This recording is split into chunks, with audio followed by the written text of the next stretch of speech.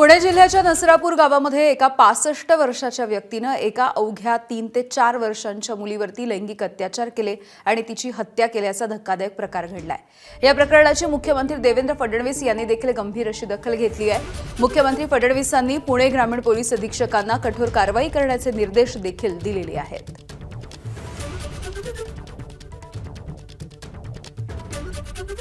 पुणे जिल्ह्यातली जी घटना आहे ही अतिशय निंदनीय, अतिशय दुःखदायी अशा प्रकारची घटना आहे। या घटनेतनं समाजामध्ये मोठा रोष आहे। सगळ्यांनाच या घटनेमुळे त्या मुलीच्या बद्दल, त्यांच्या परिवाराबद्दल प्रचंड हळहळ वाटते। आरोपीला अटक तर केलीच आहे, पण मी आश्वस्त करू इच्छितो की फास्ट ट्रॅक कोर्टामध्ये हा संपूर्ण हे प्रकरण आम्ही नेऊ। स्पेशल त्या ठिकाणी फास्ट ट्रॅक कोर्ट तयार करायला आम्ही हायकोर्टाला विनंती करू। स्पेशल पब्लिक प्रॉसिक्युटर देऊन कमीत कमी वेळात या नराधमाला मृत्यूदंडाची शिक्षा झाली पाहिजे अशी मागणी कोर्टापुढे आम्ही करणार आहोत। दरम्यान याच घटनेवरती गृहराज्यमंत्री योगेश कदम यांनी नेमकं काय म्हटलंय आपण बघूया। ज्यावेळेला अशा घटना घडतात नक्कीच वेदना होतात आणि अशा व्यक्तीला कुठल्याही पद्धतीची क्षमा मिळता कामा नये।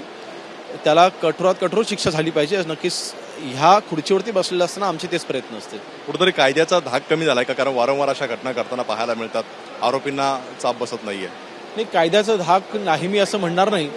एका व्यक्तीने हे कृत्य केलं म्हणून सगळ्यांच्या मध्ये पूर्ण प्रशासनाच्या बाबतीमध्ये असा गैरसमज असणं काही असाचं काही कारण नाही। म्हणून मला वाटतं एका व्यक्तीने हे कृत्य केलेलं आहे, नक्कीच त्याला ती शिक्षा होईल। दरम्यान या घटनेच्या संदर्भात पुणे ग्रामीण पोलीस अधीक्षक संदीप गिल यांनी देखील माहिती दिली आहे। 1 ते 1.5 तासाचे दरम्यान आम्ही हे आरोपी जे आहे त्याला ताब्यात घेतला, परंतु दुर्दैवाने तेव्हापर्यंत त्याचे अत्याचार होता ते झालेला होता आणि ती हत्या झालेली होती। या प्रकरणामध्ये BNS कायद्याप्रमाणे 137(2), 103, 64, 74, 140(1), 140(3), पॉक्सो कलम 4, 6, 8, 12 तहत FIR क्रमांक 169/2026 राजगड पोलीस स्टेशन या ठिकाणी दाखल करण्यात आलेली आहे। पोलिसने ताबडतोब कारवाई केलेली आहे। आता तुम्ही आमचं सहकार्य करा। ते लोकांनी काल ऐकलाय, सहकार्य केलाय, ते शांततेने आहे, ते प्रोटेस्ट करताय, परंतु ते शांततेने आहे आणि पोलिसाच्या सहकार्य करत आहात। आणि आपला जे म्हणणं आहे की नक्की या केस जे आहे ते तातडीने ह्याची चार्जशीट केली गेली पाहिजे, हे आश्वासन आम्ही काल सुद्धा लोकांना दिला होता आणि हे फास्ट ट्रॅक पद्धतीने चालला पाहिजे आणि आरोपीला सक्त जे पनिशमेंट आहे ते भेटली पाहिजे। यासाठी आम्ही प्रयत्नशील आहात। त्याप्रमाणे तपास आमची विशेष टीम करत आहे। तर याच प्रकरणावरती शिवसेनेच्या नेत्या नीलम गोऱ्हे यांची देखील प्रतिक्रिया लिहिली आहे। या घटनांच्या मध्ये ते मुलीचा जीव गेलेला आहे। भारतीय न्याय संहितेनुसार या घटनेच्या मध्ये आरोपीला फाशीची शिक्षा झाली पाहिजे।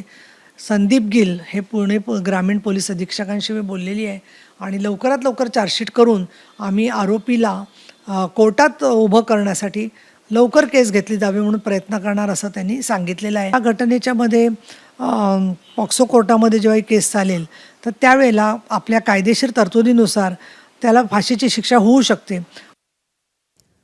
राज्याच्या महिला आणि बालकल्याण मंत्री अदिती तटकरे यांनी नसरापूरमधल्या संतापलेल्या ग्रामस्थांशी संवाद साधलाय।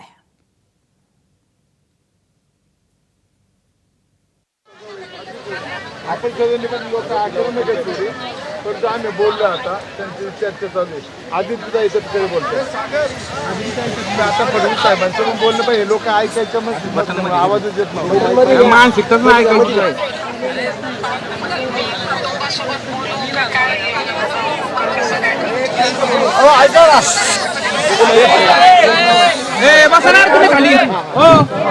महिला बालकल्याण मंत्री आदित्य तटकरे बोलतात, त्यांची पण चर्चा तीच चालू आहे। आपण फडणवीस साहेबांची त्या पण चर्चा करतात स्वतः, जेणेकरून बाबा या मुलीला न्याय मिळेल। पुण्यामधल्या नसरापूरच्या प्रकरणी ग्रामस्थ हे प्रचंड आक्रमक झालेले आहेत आणि संतापलेल्या ग्रामस्थांनी ठिय्या आंदोलन देखील केलं। यावेळेला पोलीस आणि ग्रामस्थ यांच्यामध्ये बाचाबाची देखील झाली आहे। त्याचवेळी स्थानिक आमदार शंकर मांडेकर यांनी ग्रामस्थांसोबत चर्चा केली।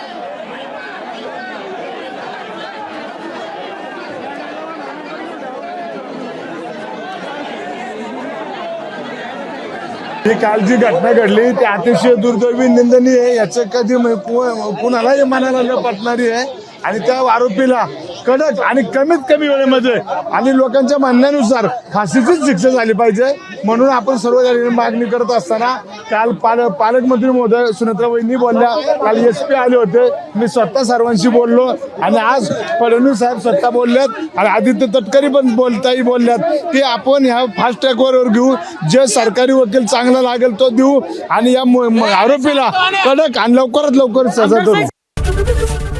ABP माझा, उघडा डोळे बघा नीट।